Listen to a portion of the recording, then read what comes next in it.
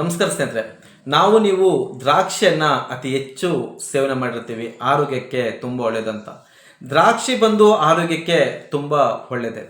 ಆದರೆ ದ್ರಾಕ್ಷಿಯನ್ನು ಮಾರ್ಕೆಟಲ್ಲಿ ಪರ್ಚೇಸ್ ಮಾಡಬೇಕಾದ್ರೆ ತುಂಬ ಸೂಕ್ಷ್ಮವಾಗಿ ಅಬ್ಸರ್ವ್ ಮಾಡಿ ಸ್ನೇಹಿತರೆ. ಅದು ಗ್ರೀನ್ ಕಲರ್ ದ್ರಾಕ್ಷಿ ಆಗಿರ್ಬೋದು, ಇಲ್ಲ ಬ್ಲ್ಯಾಕ್ ಕಲರ್ನ ದ್ರಾಕ್ಷಿ ಆಗಿರ್ಬೋದು. ಆ ದ್ರಾಕ್ಷಿ ಮೇಲೆ ವೈಟ್ ಆದಂಥ ಒಂದು ಪೌಡ್ರುಗಳು ಇರುತ್ತೆ. ಆ ಪೌಡ್ರ್ ಏನಂದರೆ ಆಕ್ಸಲಿಕ್ ಆ್ಯಸಿಡ್ ಪೌಡ್ರ್ ಅಂತ ಅದನ್ನು ಕರೀತಾರೆ. ಈ ಪೌಡ್ರುಗಳು ಒಂದು ಸಲ ದ್ರಾಕ್ಷಿನ ತೊಳೆದ್ರೆ ಹೋಗಲ್ಲ. ಸರಿಯಾಗಿ ಆ ದ್ರಾಕ್ಷಿನ ತೊಳೆದೆ ಆ ದ್ರಾಕ್ಷಿನ ನಾವು ಸೇವನೆ ಮಾಡ್ತೀವಿ.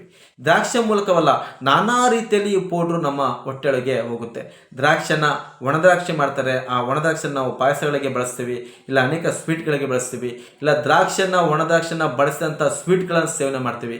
ಈ ರೀತಿ ನಾನಾ ರೀತಿಯಾಗಿ ಆ ಆಕ್ಸಲಿಕ್ ಆ್ಯಸಿಡ್ ಪೌಡರ್ ಅನ್ನೋದು ನಮ್ಮ ದೇಹಕ್ಕೆ ಒಂದು ವರ್ಷಕ್ಕೆ 200 ಮಿಲಿಗ್ರಾಮ್ನಷ್ಟು ಹೋದರೂ ಸಾಕು ಅನೇಕ ಅನಾರೋಗ್ಯಗಳನ್ನು ತಂದು ಕೊಡುತ್ತೆ ಸ್ನೇಹಿತರೆ. ಅದಕ್ಕೋಸ್ಕರ ಮುಂದಿನ ದಿನಗಳಲ್ಲಿ ದ್ರಾಕ್ಷಿನ ತಗೊಳ್ಬೇಕಾದ್ರೆ ಸೂಕ್ಷ್ಮವಾಗಿ ಅಬ್ಸರ್ವ್ ಮಾಡಿ. ದ್ರಾಕ್ಷಿಯ ಮೇಲೆ ಅತಿ ಹೆಚ್ಚು ವೈಟ್ ಪೌಡರ್ಗಳಿದ್ದರೆ ಅಂಥ ದ್ರಾಕ್ಷಿಯನ್ನು ತಗೊಳ್ಬೇಡಿ.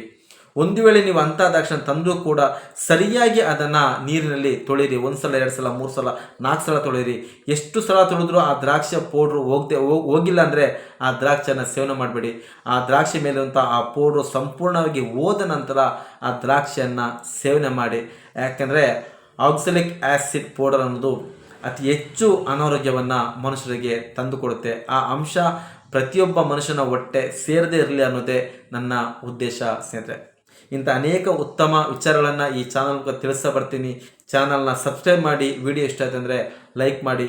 ಮತ್ತೆ ಮುಂದಿನ ಸಂಚಿಕೆಯಲ್ಲಿ ಇನ್ನೊಂದು ಉತ್ತಮವಾದ ವಿಚಾರದೊಂದಿಗೆ ನಿಮ್ಮನ್ನು ಭೇಟಿ ಮಾಡ್ತೀನಿ. ಅಲ್ಲಿವರೆಗೂ ನಮಸ್ಕಾರ ಸ್ನೇಹಿತರೆ.